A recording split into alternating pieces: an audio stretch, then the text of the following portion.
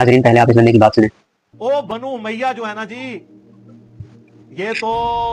حضرت علی حسن و حسین کے ساتھیوں کی جوتیوں میں بھی بیٹھ جائے نا، ویسے میں نہیں ناظرین آپ نے سن لیا ہوگا اس بندے نے بنو امیہ کو کیا کہا ہے کہ ان کو میں اپنی جوتیوں میں بھی نہ بیٹھنے دوں۔ یہ صرف اور صرف اس کے دل میں بنو امیہ کا بغض، ان کی نفرت ہے کہ جس بنا پہ یہ انسان ایسی باتیں کر رہا ہے۔ اور ان سے سوال کیا جائے کہ بھائی بنو امیہ سے آپ یہ سب کیوں کہتے ہیں، تو یہ جواب دیں گے جی انہوں نے نبی کے خلاف جنگیں کی تھی۔ تو بھائی ان کو بتایا جائے کہ نبی کے خلاف جنگ کرنا یہ چیز انسان کو اسلام سے نہیں روکتی۔ اگر ان لوگوں نے نبی کے خلاف جنگ کی ہے تو پھر بعد میں ان لوگوں نے اسی نبی کا کلمہ پڑھ کر اسلام کے اندر شمولیت بھی اختیار کی ہے۔ اگر یہ بات ہے، اگر نبی کے خلاف جنگ کرنا، اگر نعوذ باللہ کوئی بہت بڑا کفر کہہ لیں آپ کہ اس جنگ کی بنا پہ اللہ پاک انسان کو پھر اسلام کی دولت سے نہ نوازے، کیونکہ آپ کی تو یہی سوچ ہے نا، تو پھر میرا ایک سوال ہے کہ بتائیں جنگ بدر میں کیا نبی پاک علیہ الصلوۃ والسلام کے خلاف نبی علیہ الصلوۃ والسلام کے چچا حضرت عباس رضی اللہ تعالیٰ عنہ کفار کی طرف سے شامل نہیں تھے؟ وہ کفار کی طرف سے نبی کے خلاف انہوں نے جنگ نہیں کی؟ کیا حضرت علی رضی اللہ تعالیٰ عنہ کے بھائی حضرت عقیل رضی اللہ تعالیٰ عنہ کیا اس وقت جنگ بدر میں نبی علیہ الصلوۃ والسلام کے خلاف انہوں نے تلوار نہیں اٹھائی؟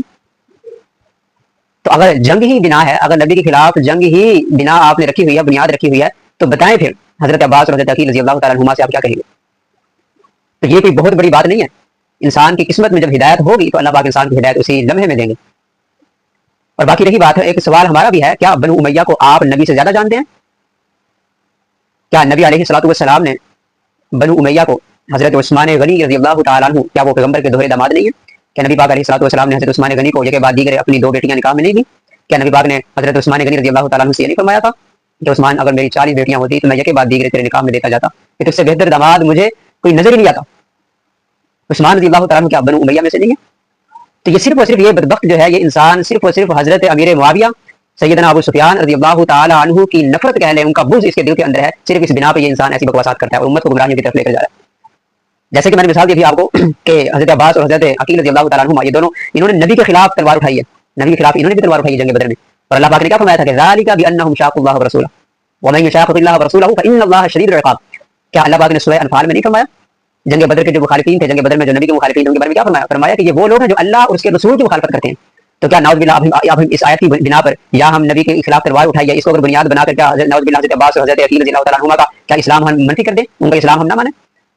پھر یہ کہتے ہیں جی یہ تو بڑی یہ فتح مکہ کے موقع پر ایمان لائے، فتح مکہ کے موقع کے بعد ایمان لائے۔ تو میرا ایک سوال ہے، کیا حدیث پاک کے اندر نہیں آتا کہ الاسلام یہدم ما کان قبلہ، کہ اسلام تو ایسا ہے کہ اگر کوئی 100 سالہ کافر بھی اسلام قبول کر لے، سچے دل سے کلمہ پڑھ لے، تو اللہ پاک اس کے گناہوں کی معاف فرما دیتے ہیں، اور اسلام پچھلی زندگی ساری کی ساری منہدم کر دیتا ہے انسان کی، نئے سرے سے انسان پھر کیا انسان ایک نئے سرے سے کہنے کے پروان چڑھنا شروع کرتا ہے۔ اور میرا ایک سوال آپ سے، یہ کہتے ہیں جی وہ فتح مکہ کے موقع پر جو ایمان لائے تھے، آپ ان کے بارے میں یہ باتیں کرتے ہیں فتح مکہ کے موقع پر ایمان لائے، فتح مکہ کے موقع کے بعد ایمان لائے، تو میرا ایک سوال یہ ہے کہ چلو وہ لوگ تو فتح مکہ پہ ایمان لے آئے تھے، میں اور آپ کب جا کے مسلمان ہوئے ہیں؟ اسی حساب سے تو پھر آپ بھی مسلمان نہیں، میں بھی مسلمان نہیں، تو کیوں تم لوگ صرف صحابہ کا بغض اپنے دل کے اندر رکھ کر؟ اور بنو امیہ کی ایک اور میں بات بتا دوں کہ بنو امیہ میں یہ انسان بکواس کرتا ہے، بنو امیہ، اور ساتھ ساتھ یہ بھی کہتا ہاں ان میں جو انسان اچھے سچے تھے ان کے بارے میں یہ نہیں کہتا۔ تو مجھے بتاؤ کہ اس وقت نبی علیہ الصلوۃ والسلام کے ہاتھوں پر کیا نام ہے اسلام قبول کرنے والے، نبی کے ہاتھ پر بیعت کرنے والے، اس وقت بنو امیہ تھے کون؟ وہ چند کیا نام انسان تھے، چند، جن میں حضرت ابو سفیان رضی اللہ تعالیٰ عنہ، حضرت امیر معاویہ رضی اللہ تعالیٰ عنہ، اور اس کے بعد اللہ بھلا کرے آپ کا حضرت عامر بن سعید بن العاص رضی اللہ تعالیٰ عنہ، اور ایک دوسرے، یعنی کہ چند صحابی ہیں جو بنو امیہ کے نبی علیہ الصلوۃ والسلام کے دور میں ایمان لائے۔